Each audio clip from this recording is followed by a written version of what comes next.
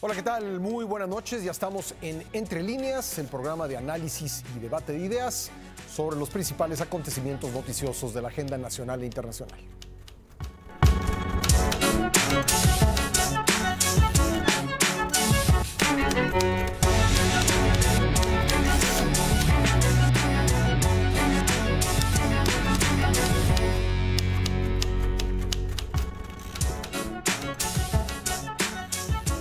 Pues se terminó el periodo de precampañas que duró 60 días y ahora estamos en otra etapa que, de acuerdo con nuestra extraña legislación electoral, se llama intercampaña. Se refiere al periodo comprendido entre las precampañas y las campañas electorales. Y en la primera etapa, los candidatos pues, no pueden aparecer, no pueden decir que son candidatos como tales. En esta segunda, la intercampaña, pueden ir a foros, pero no pueden presentarse ante la gente como si estuvieran buscando el voto.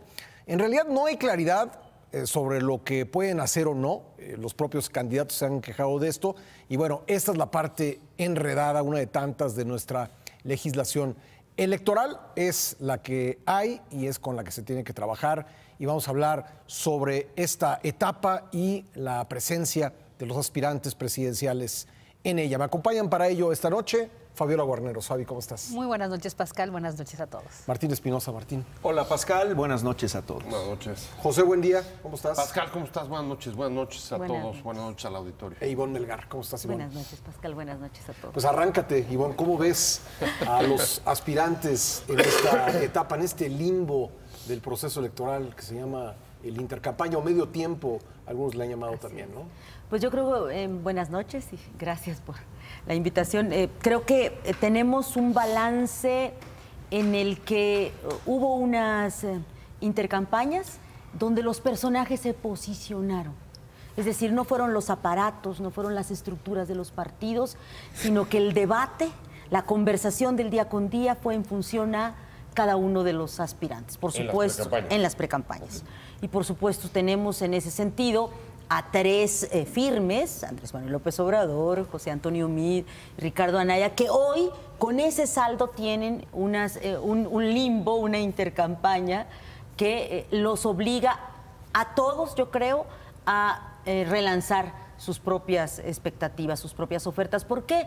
Porque independientemente de los números de las encuestas, que al final siguen llegando a un pequeñísimo círculo, y que tengan un primer lugar, un segundo, un tercero, todos saben que la moneda está en el aire.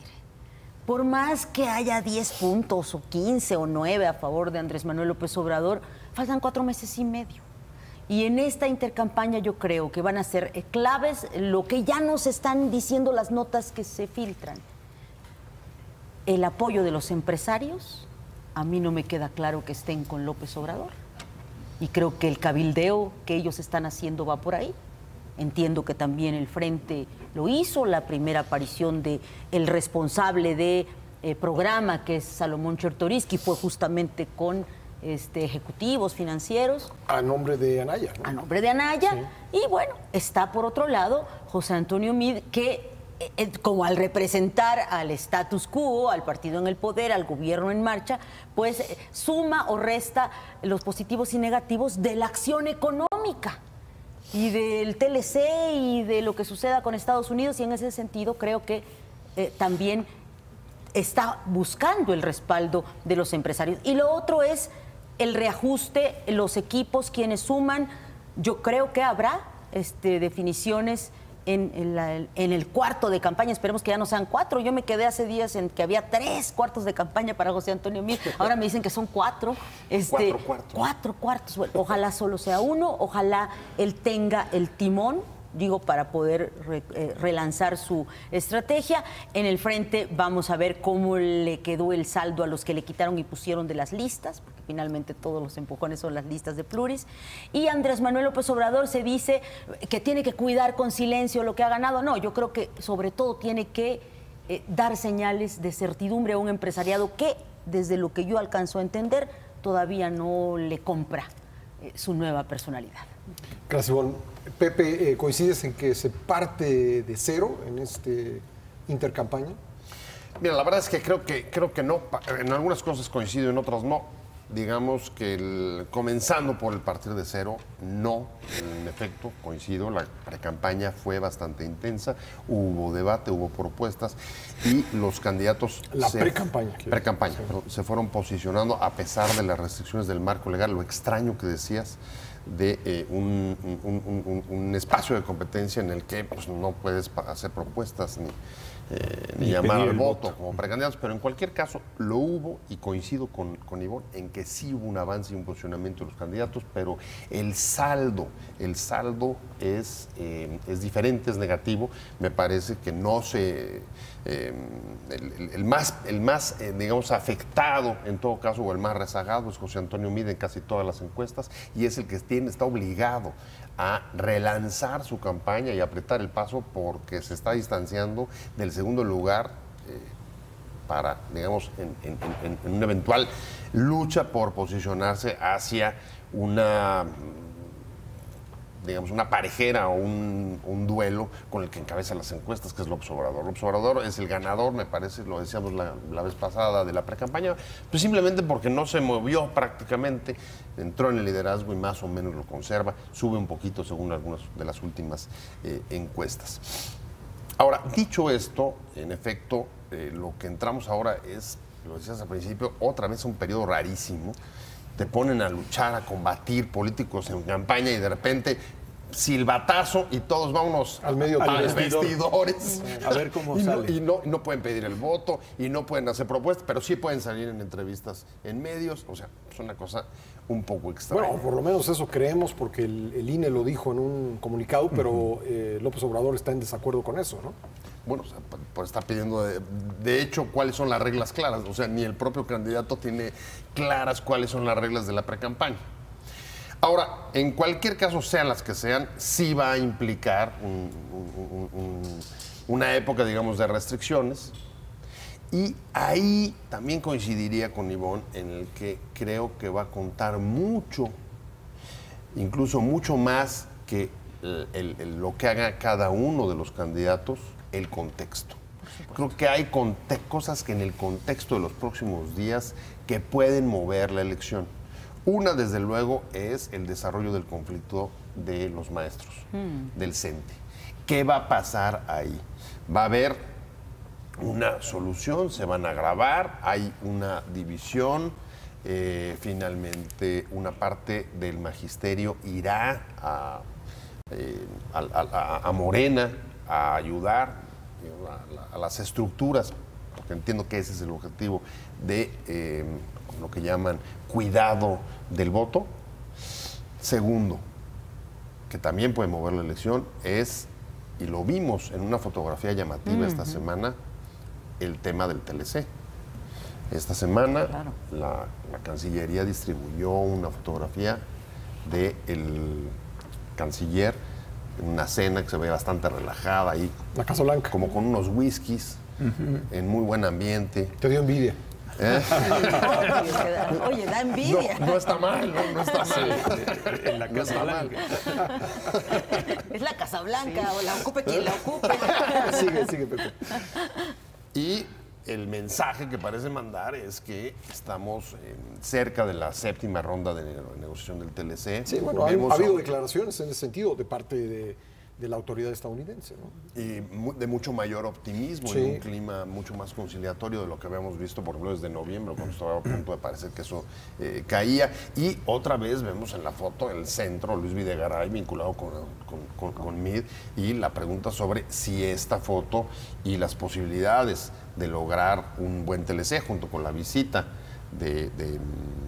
la anunciada visita, todavía no está concreta, pero que se van a reunir el presidente de Trump a México, ¿Que sería aquí? que será aquí en México, es otro factor que puede jugar. Entonces, ahí que veo pues, el posible regreso o el mayor involucramiento de Luis Videgaray en la campaña de Meade, y dos, jugará o puede jugar hasta dónde y de qué forma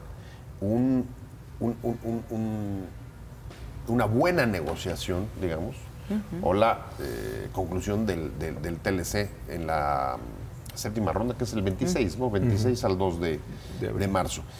Y hay otro evento que pongo sobre la mesa y es, pues también los escándalos siguen ocurriendo en medio de las campañas sobre desapariciones forzadas. El caso de Veracruz, la posibilidad de que ahí exista o haya existido una trama dirigida Javier desde Duarte. el propio gobierno del Estado vinculado a la desaparición de personas es muy grave y desde luego también puede tener incidencia en el contexto junto con los escándalos que seguramente vamos a ver en los próximos 45 días. Fabiola Guarneros. Yo lo que creo es que efectivamente, pues las últimas encuestas que hemos visto y que no le dan una ventaja, más bien son como retrocesos a José Antonio Meade, pues evidentemente es una carga muy pesada. Si a Meade ya carga 2, ¿no? Carga la losa del Pípila, ¿no? Tú mismo se lo preguntabas. Pues ahora además carga lo que la opinión pública considera sobre su campaña. ¿Sabes? Entonces yo creo que es una etapa muy, muy pesada para el PRI. Yo creo que el que tiene más compromiso por revisar lo que están haciendo es el PRI, ¿no? El PRI con sus coaligados, porque son los que están en el tercer lugar, ¿no? Es una campaña... No han revisado prácticamente nadie. Han agregado gente a la campaña, pero no han hecho cambios. No han hecho cambios, pero un poco... yo escuchaba la entrevista que le hiciste a Gisela Rubach el viernes en tu programa de radio y ella te lo dijo, es lo que yo más rescaté. Dijo, pues el puntero pues puede darse el privilegio de no ser absolutamente nada en estos días porque está demasiado arriba. Es más, si se guarda... Y lo comentábamos aquí antes de empezar el programa, si se va de retiro, como la semejanza de los 40 días de Son de Asueto de Jesús, que aquí son 46, pero si se guarda, para él mucho mejor, no le van a quitar ni un puntito, y al contrario, si sale y dice algo, puede poner en riesgo su candidatura, ¿no? Entonces, digamos que el puntero pues puede quedarse sentado, ahorita tiene el privilegio de poderlo hacer. El segundo, pues tiene que salir a buscar la Naya, a consolidar esos votos, a ver cómo le hace para conquistar al PRD, que no está acostumbrado, como lo vimos hoy, a ir a un evento al Auditorio Nacional, que es en un segmento de panistas, ¿no? Entonces, ¿cómo vas a salir cuando de repente cómo vas a salir a buscar tu voto cuando tienes que juntar la forma distinta de pensar el PRD con tus propios panistas y luego dejaste a un lado a los conservadores panistas que en la Ciudad de México Miquel Arriola está tratando de capitalizar? Es decir, cuando Miquel sale a decir que no está de acuerdo con con la adopción de niños de personas del mismo sexo, además de que es una postura que él quiere defender y que es libertad de expresión, lo que está buscando es atraer el voto conservador de la Ciudad de México. Posicionarse. No, y robarle los votos que no van a votar por Alejandra Barrales. Entonces, eso tienen que revisar, ¿no? O sea, les pueden quitar los votos. Y en el caso del PRI, coincido mucho con Ivonne Melgar, en que no puede haber 4 cuartos de guerra, 4 personas que jalen la cuerda en distintos lados. Yo me pregunto, ¿qué está haciendo Erubiel? ¿Dónde está? ¿Alguien lo ha visto? ¿Qué está haciendo Aurelio Nuño? ¿Qué está haciendo Vanessa y Javier Lozano? O sea, por lo menos son visiones totalmente distintas hacia dónde quiere ir el partido. Entonces yo creo, con sus coaligados, porque falta el PB y falta Nueva Alianza. Entonces yo sí creo que es... ¿Dónde están también? ¿Dónde están? Entonces yo creo que este periodo, los 3 tendrían que revisarse, pero insisto que es más la carga para el PAN y para el PRI. Martín. Yo quiero introducir en la mesa un ingrediente que me parece interesante, que es la campaña o la precampaña que hubo en la Ciudad de México. Yo creo que, bien, la Ciudad de México no es todo el país y muchos de lo que vemos en la Ciudad de México pues no es lo que se observa o lo que se siente o lo que se percibe en el resto de la República Mexicana. Es más, hay diferencias importantes, ¿no? Pero lo que ha sucedido en el posicionamiento de las fuerzas políticas en la capital del país, yo creo que es parte de ese síntoma de lo que pudiéramos prever para el 1 de julio próximo. Es decir, antes se decía, no, es que, bueno, pues Morena va a arrasar y tiene con toda su estructura una gran posibilidad de obtener el triunfo en la Ciudad de México. Yo en estos momentos pondría en la mesa otras posibilidades como pudieran ser las mismas que puede estar encabezando el candidato del PRI, Miquel Arriola, al disputar esos espacios a la coalición por México al frente, integrada por PRD y PAN, Y lo que pudiera suceder también con lo que hoy se está dando a conocer cada vez con mayor insistencia y el fallo del Instituto de Acceso a la Información de abrir expedientes que manejó en la delegación de Tlalpan, la que hoy es candidata de Morena, Claudia Sheinbaum, y que están involucrados con el tema de los sismos del 19 de septiembre. Es decir, hay una serie de actos o de eventos políticos que están beneficiando una mayor competencia entre los aspirantes a la Ciudad de México, al gobierno de la Ciudad de México. Y creo que eso de alguna manera está en el tenor de lo que decía al principio Ivonne, de que hay una gran incertidumbre todavía a nivel nacional de qué pueda pasar el 1 de julio, aún llevando el puntero 10 puntos arriba. ¿Por qué? Porque hoy cualquier acontecimiento que le pegue a la sociedad relacionado con la clase política te puede definir el voto en 3 segundos. Por supuesto. Porque hay muchas personas, y lo hemos dicho en la mesa, que al momento de ir a la urna en todo el país van a decidir su voto estando frente a la boleta para echar la papeleta a la urna. Y eso va a tener un peso importante de qué puedas haber leído una semana antes o qué puedas haber escuchado en las campañas ya formales 15 días antes o un mes antes. Esto de alguna manera puede condicionar al votante a decidirse o a cambiar ya estando en la urna y que pueda definir ese voto de los indecisos a quien pueda ser el próximo presidente de la República. Ahora, o sea, yo veo en la Ciudad de México una competencia que realmente no es eso, es una competencia que dista mucho de lo que hoy las encuestas marcan, donde pueda haber un candidato ya definido, que tú digas, este ya la tiene hecha. No, no lo creo por el fenómeno que estamos observando en la Ciudad de México. Repito, guardadas las proporciones y haciendo la aclaración que la Ciudad de México no es todo el país. Y agregar, perdón, un poquito a lo que tú dices. Además de ese análisis tan bueno de la Ciudad de México, también ver lo que está pasando en los estados. Hay mucho descontento en el nombramiento de candidatos a gobernador en todos los partidos. Ya vimos en Guanajuato disputas e incluso líderes del Congreso que se pasaron del PRI a Morena. En Yucatán, de donde tú eres, platicaba yo con una priista y connotada por allá y decía, en Yucatán lamentablemente lo decía una priista, está en riesgo, lo puede perder el a pesar de la alta popularidad del No, sí, pero a pesar de hecho por Sí. eso, dicen, es el candidato del gobernador que nadie quería. Entonces, todo eso, y está pasando en Morena, está pasando en el PAN, está pasando en el PRI, todo eso también va a generar otra radiografía política en los estados que puede no abonar ni acarrear los votos que necesitan jalar para la presidencia.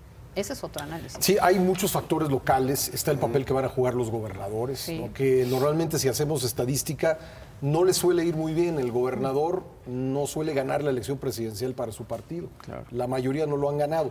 Pero aún así van a tener peso, ¿no? Hay estados, por ejemplo, digamos, el que Veracruz, el que la Ciudad de México estén nada más, y Puebla, que son 3 padrones importantes, sean gobernadores que comulgan con el frente o serían partidarios del candidato del frente, pues puede tener un peso. También lo que mencionaba Fabiola, la cantidad de elecciones locales, cómo van a interactuar, qué tanto voto cruzado habrá, o si no habrá voto cruzado. Creo que es un aspecto de la elección que valdría la pena detenernos un momento en él, si quieren lo hacemos regresando de la pausa. De acuerdo. Sí. Importantísimo.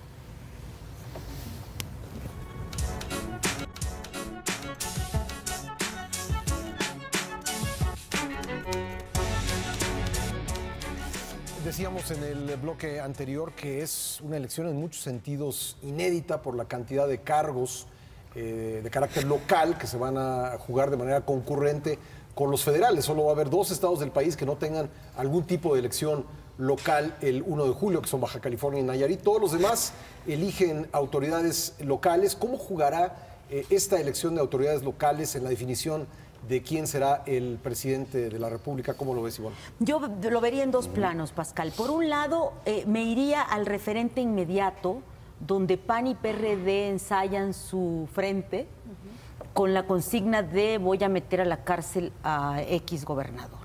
y que de alguna manera hoy le lleva a Ricardo Anaya a tener la bandera de rompimos el pacto de impunidad y nosotros sí llevamos a César Duarte, lo estamos buscando, tenemos a Javier Duarte, sin nosotros Roberto Borges seguiría de paseo por el mundo. Entonces hay un antecedente de la importancia de los gobernadores como blanco. ¿Va Ricardo Anaya a partir de mañana, el lunes, a seguir esa línea? Híjole, qué delicado, porque López Obrador ha tomado el camino del amor y paz, de todos cabemos, de recuperar el viejo PRI, donde todos cabíamos, incluso su spot dice empresarios, ciudadanos, intelectuales, académicos. Y pelearse o disputar otra línea, no lo sé. Lo digo porque este es el gran referente. Claro. ¿Y cómo van a operar entonces a nivel local los candidatos de oposición y del PRI en entidades que son claves? Jalisco, Veracruz, ¿no? Básicamente, yo diría, son dos grandes entidades donde hay cambio de gobernador y ahí vamos a ver cómo operan. ¿Van a tener voto cruzado? ¿Le garantiza Enrique Alfaro a Ricardo Anaya votos? No lo sabemos. No sabemos. El operador de Alfaro le garantiza a Andrés Manuel. Así es, se fue con Andrés Manuel. Y en un estado donde, si en algún lugar son importantes los candidatos independientes, es en Jalisco. Es en Jalisco, así es, con Pedro Kumamoto. ¿Le garantiza Miguel Ángel Yunes al frente los votos que también va a tener su hijo que va a la gubernatura? Entonces, creo que es clave, ¿no? Se dice en el PRI, lo local, se dice en el PRI, están enojadísimos. No se fue Pepe Calzada de candidato a Querétaro. ¿Por qué? Porque dicen las malas lenguas que los tratos ya empezaron y entonces el PRI le habría dado al gobernador panista, Francisco Domínguez, la mano para elegir. ¿Por qué? Porque va a haber voto cruzado, ¿no? Dicen, a favor de mí, a favor del PRI. Yo nada más diría, y aquí sí retomo algo de un viejo lobo de mar, Dante Delgado, cuyo partido pequeño es el mejor de todos los pequeños hoy, Movimiento Ciudadano. Ellos tienen una hipótesis desde hace unos 6, 7 años, que fue la más relevante y por eso crecieron. El cambio viene de la periferia al centro. El cambio viene de la regional al centro. Así fue desde el 2000. Así fue desde el 2000. Y así fue la revolución y así dicen ellos, tiene que ser. Los contingentes regionales van a definir esta elección. Esa es la tesis de los frentistas, por ejemplo, que por eso consideran que le pueden pelear a López Obrador, quien sin embargo ha crecido mucho también a nivel estatal, ¿no? Sí. Yo creo que los estados, sobre todo donde va a haber cambio de gobernador, van a ser determinantes. Y es ahí donde cuando ves que el PRI en las encuestas va en tercer lugar, entiendes que no es MIDE el problema, es el PRI, que no trae competencia. Toda la estructura. Que no trae competencia. En muchas encuestas aparecen unos negativos, es decir, el partido por el que no votaría la gente, en primer lugar aparece el PRI, pero además muy por delante del resto, ¿no? Muy por delante de Morena, que aparece en el segundo lugar, claro, como con el triple de negativos como así partido político, Pepe. Sí, yo creo que hay varios niveles, ¿no? de análisis. En buena medida coincido con lo que acaba de decir Ivonne. El primero es, es la elección en la que el partido en el poder va a tener que defenderlo después de haber sufrido casi una merma de 5 millones de votos en el actual sexenio y habiendo reducido su presencia territorial y el número de gubernaturas. Ese es un asunto inédito. Segundo, en el caso del Frente, el avance y la presencia que tienen en muchas más de las gubernaturas que antes tuvieron es un factor que también va a jugar, aunque, hay que decirlo, no se logró consolidar bien el Frente a nivel estatal. ¿No? Porque en buena medida, y ahí coincidirá plenamente contigo, Pascal, es las lógicas internas de cada estado, la definición de sus candidaturas, cómo están los equilibrios internos de sus electorados, a veces manda más que las lógicas nacionales o federales. Por supuesto. Y el tercer punto es, en efecto, si finalmente la elección federal, la elección presidencial se encamina hacia una pelea entre dos y ahí se esgrime el voto útil entre quien está ofreciendo amnistía o si el PAN va a seguir con el discurso que viene manteniendo, la coalición Frente por México va a seguir con el discurso de romper el pacto de impunidad. El tema, me parece, es cómo esos votos se van a cruzar respecto de los que quedarían, digamos, no representados o fuera entre esos dos. Así y estamos es. hablando fundamentalmente del voto priista. Y el voto priista, me imagino, que no se irá o no Al se iría castigo. con los que están ofreciendo No. persecución y castigo, Obvio. sino con nosotros. Ahora, dicho eso, diferiría un poco de lo que dice Martín respecto a la Ciudad de México. El tema del voto, digamos, de derecha y esgrimir los temas sobre incluso de derechos consolidados, como el tema de las uniones del mismo sexo, digamos que parece tener como referente lo que pasó en Guatemala. En Guatemala tienes un candidato que logra ponerse al frente de las encuestas justo con este tema. Bueno, y en Costa Rica. En Costa Rica. Pero no necesariamente me parece que sea extrapolable a México, porque me parece, y esa es otra de las, digamos que de las lecciones que me deja la precampaña, si uno ve cómo se mueven partidos, coaliciones e incluso independientes, es que lo que está primando es el voto el voto anti-PRI, el voto antisistema, el voto anti-status quo. Y yo no veo en la Ciudad de México que esos temas puedan jalar el voto, ninguna clase de voto anti a favor de Miquel Arriola. Me parece que Pero tampoco una tenía buena muchas jugada. opciones, es decir, el PRI no tenía... Yo creo que Miquel encontró el único nicho que podía encontrar y finalmente logró que la gente hablara de él, a lo mejor para insultarlo, para lo que sea, pero... Para Oye, denunciarlo. en eso sí coincido. Sí, sí, Fue sí. una jugada espectacular que lo logró posicionar. Claro, y yo te no- sube a medios, ¿no? Claro, pone los reflectores. Porque y- nadie lo tomaba en cuenta. No, y qué pasa, como lo dijimos, ¿no? Así como Andrés Manuel marcaba la agenda en los temas nacionales, ¿no? En el tema de la Ciudad de México fue Miquel, ¿no? Claro. De repente ni Barrales ni Sheinbaum lo hemos escuchado, ¿no? Así es. Y lo incendió en redes sociales, que en el caso de la Ciudad de México Sí, es cuenta mucho Claro. y que además va a ser otro factor para este periodo de intercampañas. Porque no sé si ustedes se han visto que, por ejemplo, Mid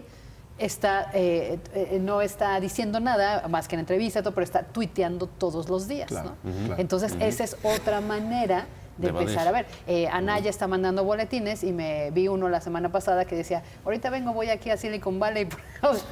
O sea, es de verdad, eso es lamentablemente eso es lo que vamos a estar viendo. O sea, bueno, boletines escritos como Twitter, saliendo a Silicon Sí, Valley. a Silicon y Valley el porque video voy a- de la CISEN, ¿qué me dices de bueno, que y el ganó video la de conversación CISEN. de la semana? Yo creo que en estos periodos de intercampaña, redes sociales va a jugar un factor importante. Totalmente. No olvidemos nada más que 83 millones de mexicanos tiene una red social, la mayoría en Facebook. ¿83? 83 millones. Acabo de estar la semana pasada en un curso de la UP, de la Universidad Panamericana, donde nos dieron todos estos datos.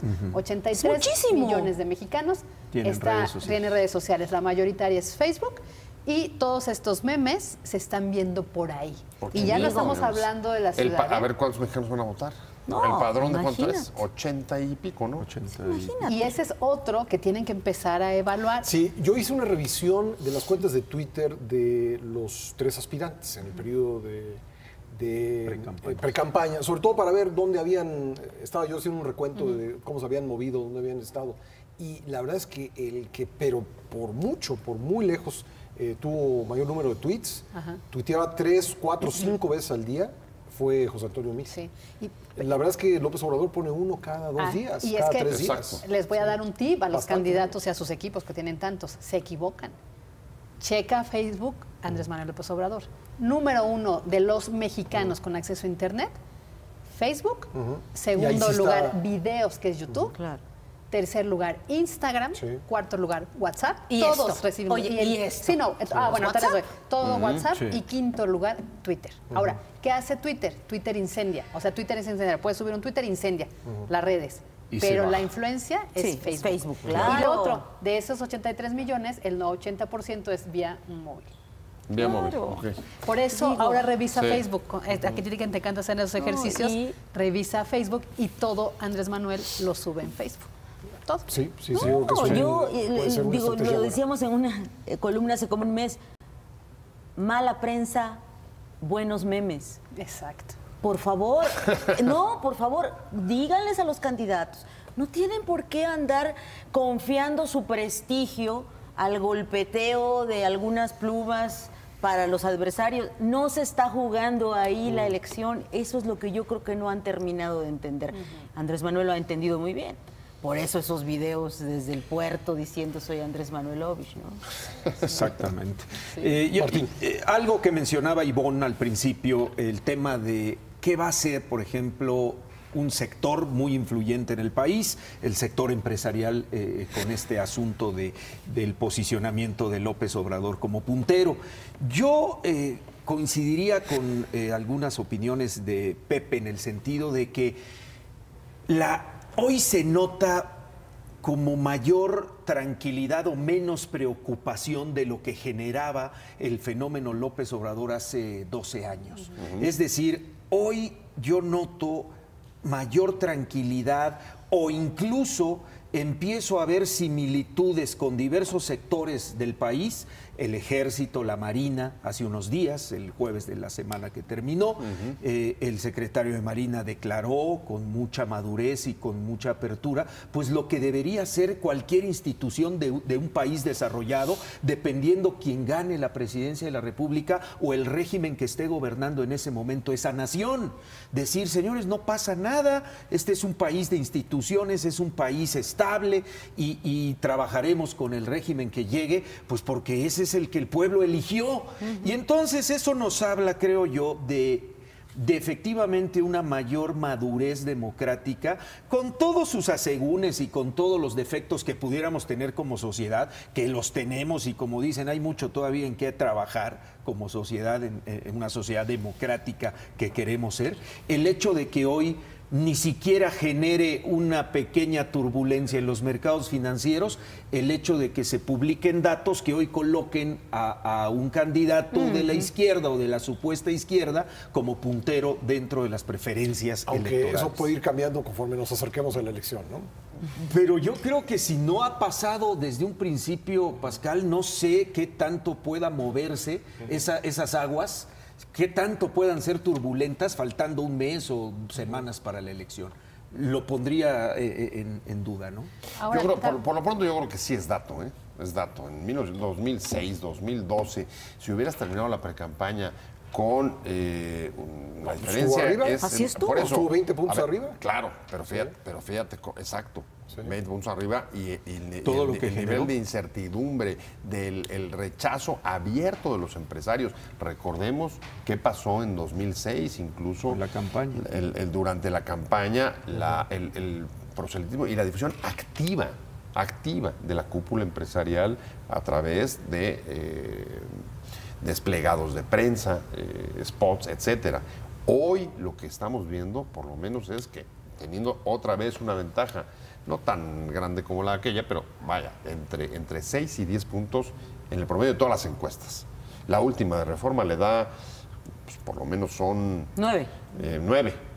Bueno. O 10. De 26 a 33. ¿No? Son 7, 8 puntos. A ver, y no tenemos una reacción importante ni de los empresarios, ni del peso, por ejemplo. El peso se ha estado moviendo en función de la incertidumbre sobre la subida de las tasas de interés en Estados Unidos. Sí. Pero creo que... Pero recordemos hoy lo que pasó en el Estado de México. Una vez que se confirmó el triunfo de Alfredo del Mazo, se movió el peso. Recuperó en cuestión de minutos, En cuestión de minutos. Es decir, me parece importante lo que dice Martín. Lo que creo es que todavía hay que esperar a estar más cerca de la elección, ver cómo se comporta la preferencia electoral a través de las encuestas y a lo mejor empezaremos a ver algunos movimientos en la economía. No lo sé, pero finalmente siguen faltando 4 meses y medio. Déjame ponerlo como pregunta. A ver, ¿será que también parte, digamos, de los cambios que se han señalado a la candidatura, esta vez por tercera ocasión del López Obrador, tienen que ver también con que haya comenzado a abrir líneas de comunicación con las cúpulas empresariales, con factores de poder, con círculos financieros nacionales e internacionales que expliquen, digamos, la mayor tranquilidad que hoy estamos observando? Es pregunta, ¿eh? Yo diría 3 cosas al respecto. Uno, los empresarios aprendieron. Y todos aprendieron. Es decir, Roberto Gil Suárez se la ha pasado la semana que termina diciendo no podemos volver a aplicarle a López Obrador el de que es un peligro para México, escuchen a sus seguidores. Digo, no tuve la oportunidad de preguntarle ¿a quién te refieres? ¿Quién quiere hacer otra vez la réplica de ese modelo? Lo cierto es que no creo que los empresarios de ningún tipo volverían a incurrir en esa fallida estrategia porque te dejó marcada y sucia la elección. Y además ya está de alguna manera prohibido, ellos no pueden invertir. Exactamente, por un claro. lado. Creo que hay un aprendizaje y no se va a recurrir. Que es parte del aprendizaje esa regla, Claramente, ¿no? claro. Y qué bueno. Y qué bueno. De acuerdo. Dos, sí creo que está preocupado López Obrador y su equipo por el empresariado. Lo que has leído de lo que va a suceder en la intercampaña es que van a buscar a los empresarios para convencerlos. La semana pasada hubo una en el Estado de México, por cierto, donde tengo información, entendido, no sé, que nos desmientan ellos si quieren difundir información, que no fueron los más importantes empresarios. Los dejaron un poquito plantados. Y hay una tercera versión de un estudio que habrían realizado en segmentos empresariales de cuál es la reacción que podrían tener si gana López Obrador, y hay una buena parte que habla de sacar su dinero. No, digo, es una versión que anda manejándose, ya sabremos al final si sucede o no. Yo sí creo que es un gran factor. Y muchos de los seguidores de los Am Lovers que sufren mucho por el boicoteo hacia López Obrador te dicen es que sí, ellos hablan de eso y yo he escuchado su argumento, es que las élites del poder económico han frenado el curso de la historia en México al no dejarlo llegar. A México le tocaba ir por la izquierda y lo frenaron. Frente a esta narrativa de víctima, pues yo creo que todo el mundo se cuida, pero lo cierto es que sí, yo observo que hay todavía un dato de resquemor y sí va a jugar. Muy bien, tenemos que hacer una nueva pausa, regresamos para un último bloque, analizando el periodo, sí, ya, el último, el periodo de intercampaña, ya volvemos.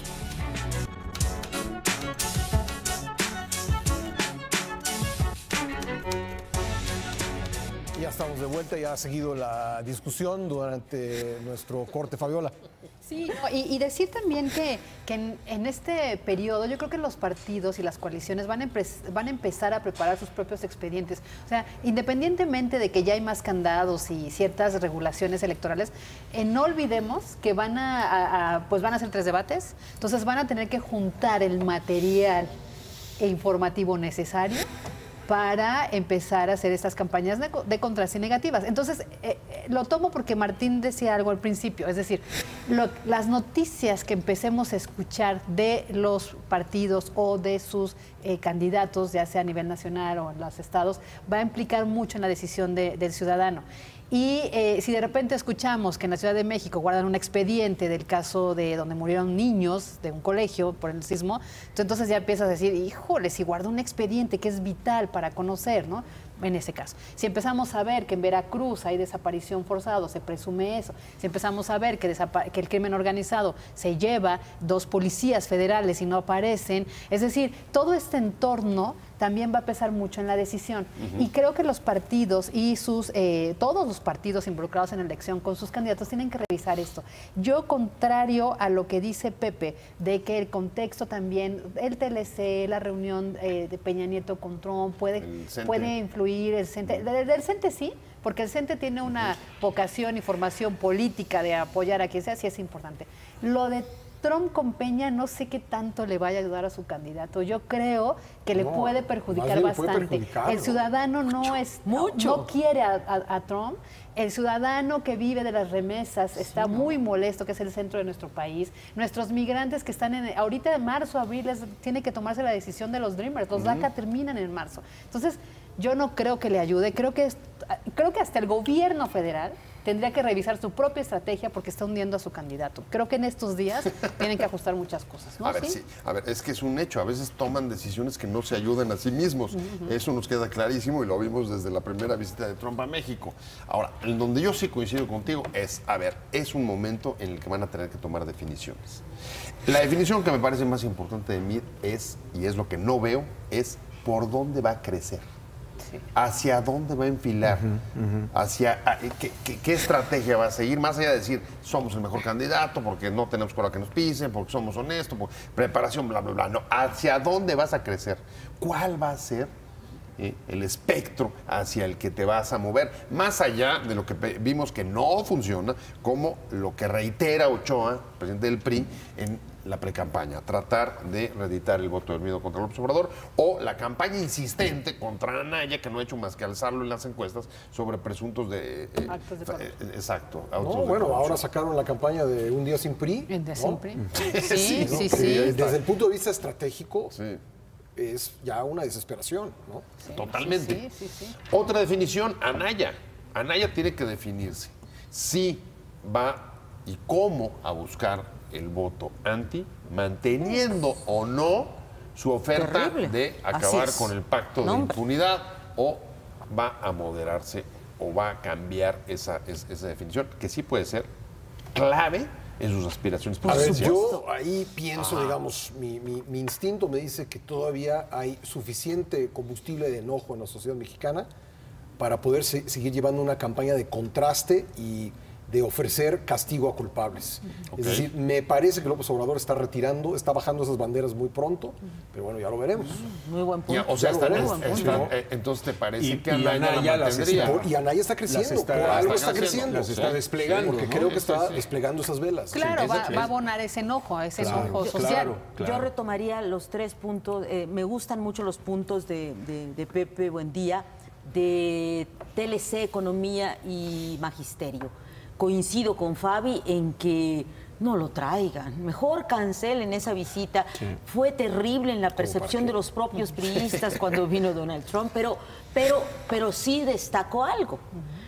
El presidente. Nadie duda que el presidente Enrique Peña es el conductor de esta campaña, es el referente. Entonces, ahí yo diría cómo se va a comportar. Esta semana que acabó, subió cosas el Día del Amor y la Amistad, algunos tweets, como un poco más queriendo involucrarse en redes sociales. Vamos a ver cómo observamos al presidente. Magisterio, ahí sí creo que es terrible para Nueva Alianza, aliado de mí, no darle buenas cuentas ahorita si hay un pirateo de la estructura magisterial y no se necesitan desmontar oficinas. Ahí es un espíritu, es un ánimo. Los maestros conviven, son consejeros, son referentes. Si ahí el ánimo a favor de López Obrador se viraliza, aguas. Cuidado. Y no creo que el Frente tenga mucho chance en ese segmento. Y lo otro yo diría son los dilemas. Me llamó mucho la atención Salomón Chertoriski diciendo vamos por una campaña de propuestas y no de descalificaciones. Me entró la duda de si él va a ser el que va a modular esto que señala Pascal, que yo creo que ha sido central para crecer, pero no sé qué tanto sí. López Obrador está ofreciendo amnistía, reconciliación, unidad nacional, llevémonos en paz. Ese dilema de ¿qué es el cambio? Es seguirse enfrente. Es un gran dilema. El otro dilema, creo, y es terriblemente fuerte, es el de José Antonio Meade. Romper o no romper con el presidente y cómo romper, si ese presidente o es el que conduce. Y tendría la que ser campaña. ya pues pronto, porque bueno. Estamos pues, acercándonos a la fecha en la que Luis Donaldo Colosio pronunció Su famoso discurso del Monumento a la de Revolución, México. que sigue siendo comprendido o interpretado como una ruptura, a lo mejor no violenta, pero sí una toma de distancia del presidente Salinas, ¿no? Habrá un discurso semejante de José Antonio Meade. Cuando se lo preguntamos, recién destapado, nos decía que eran otros tiempos y que había que pues, sostener lo bueno, no tirar, decía él, creo que usaba la expresión, no tirar al niño con todo y el agua sucia. ¿No? No sé Yo si diría que no debe romper, ¿eh? Yo diría que no debe romper. Porque vimos también lo contrario hace casi 6 años con Josefina Vázquez Mota diciendo yo soy diferente. Sí, Josefina diferente y jamás se asumió como la candidata oficialista. Sí, pero no y así tuvo le fue. apoyo oficial, pero pues nunca Así le es. dieron el nunca apoyo. le dieron la A ver, espalda. de su presidente, pero hay una ¿no? afirmación que acaba de hacer Ivonne que me llama la atención y es, nadie duda, dices tú, de que el que está conduciendo esta campaña es Enrique Peña Nieto. Y yo te preguntaría, si con los negativos que tiene no solo el PRI, sino el propio gobierno de Peña Nieto. ¿Qué tan bueno es Y eso? con escándalos como dieron para subirlo a la agenda pública y al debate, como el tema del espionaje, ¿no? O las filtraciones de documentos sobre asuntos patrimoniales de los candidatos, etcétera, le conviene al propio MID ya no solo el deslinde, sino que se piense que el jefe de campaña sea Peña Nieto. Bueno, pero por Vaya, algo sí hay llegó un pequeño Aurelio matiz, Nuño. ¿no? Aurelio Nuño No es llegó exactamente por lo eso. mismo. No, sí, pero yo sí entiendo el punto. O sea, lo que dice es que históricamente, lo que dice, bueno, ahorita en el PRI quien manda más es el presidente, y por eso está Aurelio Nuño ahí, por eso mandó a Erubiel. O sea, hay que tener esos dos factores. Y por eso sigue Ochoa sí, ahí también. y por eso sigue Claro. Ochoa. ¿No? Lo peor del Sí. caso es que yo no sé por qué no se han dado cuenta de que están haciendo que su candidato ciudadano, porque como dice Galarza, todos son ciudadanos, su candidato esté más para abajo. Es decir, tú decías, el tuit del amor, bueno, no les ayudó en nada. La gente está muy enojada. Todavía a la señora de Peña no le perdonan el tema de la Casa Blanca, la gente del pueblo. Entonces, no es algo que esté ayudando. En el caso que comentaba Pascal, en el caso de este video que les digo, redes, está en redes, un día sin PRI, fue un enojo a la sociedad porque te dicen, ¿qué pasaría si hoy ya no hubiera desayunos? Y los niños en las mesas desaparecen los desayunos. Pero ya salió en televisión también. ¿eh? También ya Pero salió en es del televisión. PRI ese. Es del PRI. Sí, sí, sí. ¿Qué Como pasaría? reivindicando su legado. No, ¿qué pasaría si ya no hubiera escuelas? Si no hubiera hospitales. Todo eso se hizo con los impuestos de los mexicanos. Es decir, toda esta estrategia, yo coincido contigo en la parte de no le ayuden, no le ayuden a mí. No le ayuden. Lo más por trágico favor. del tema Sí, no es le que, ayuden. mira, o sea, ¿qué es lo que podemos ver una vez que arranquen las campañas a finales de marzo y todo lo que En quede? Viernes Santo. Y en En Viernes Viernes Santo, Santo, además, sí, o sea, wow. y Domingo de Resurrección. Nada más hay dos sopas, ¿eh? O se relanzan y cambian las tendencias, o esto va a seguir, o sea, la película va a seguir como la hemos estado viendo en las primeras semanas de la precampaña.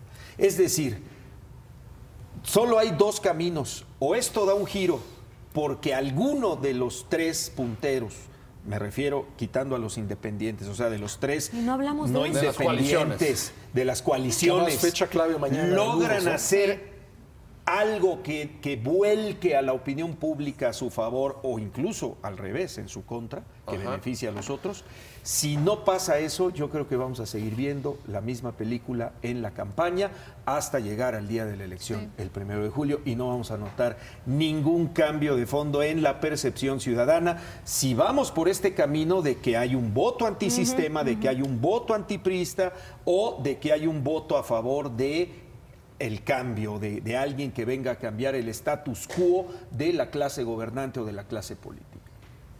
Pues se dice que los independientes van a restarle a López Obrador y sobre todo a Naya. ¿Qué hay Y con que los eso podría independientes? emparejar Los independientes a los tres. hoy en las encuestas sí. están en la Abajo, lona. sí.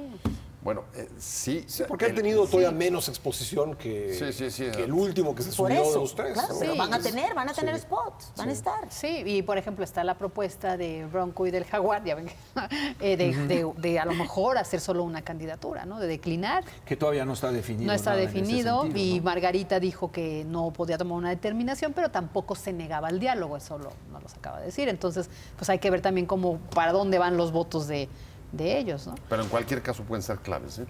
Si vemos los Sí, números pero- de pre-campaña, a medida en que ellos se han desplomado, a medida que ellos han bajado, esos votos anti se han ido Ahora- a Naya y a López Obrador, que son los que han Sí. subido un poquito. sí. Ahora, en una contienda muy cerrada, lo que pueda representar los independientes, ya sea en un frente o Son 5 separados, puntos, es muchísimo. pues puede definir una elección. 2,5 millones Ahora, de votos. Pero En- será ya- cerrada, Puede Pepe? definir. Solo Yo para- eso pregunto. Si llegamos, digamos, a una campaña entre dos, un duelo al final entre López Obrador, Anaya o Mid, me parece que la tendencia va a ser a que se cierre, Ahora, solo a para, que se polarice. para concluir esta parte, creo que al final el que la tiene también menos pesada es Anaya, porque la pregunta es, ¿cómo le va a hacer José Antonio Meade para quitarse el peso o cambiar la percepción de la gente que dice, ¿por qué partido no votarías? Por el PRI. O sea, ¿cómo le va a hacer? O sea, ¿qué tendría que hacer para convencer a ese ciudadano que el PRI no es tan malo como la gente cree que es? Uno.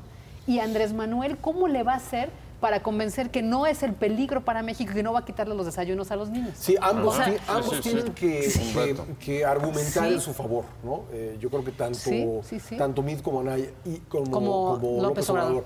Y creo que en ese sentido trae menos cuestionamientos, Anaya, ¿no? Trae un pasado menos pesado, Ricardo Anaya, ¿no? Sí. Pero trae negativos altos. bueno, en las también. mesas se habla mal de él. Sí, yo pero- cuando veo las encuestas digo, a ver, se habla muy mal de No, él. sí, Ivonne, pero estamos hablando ya de la gente la que vota.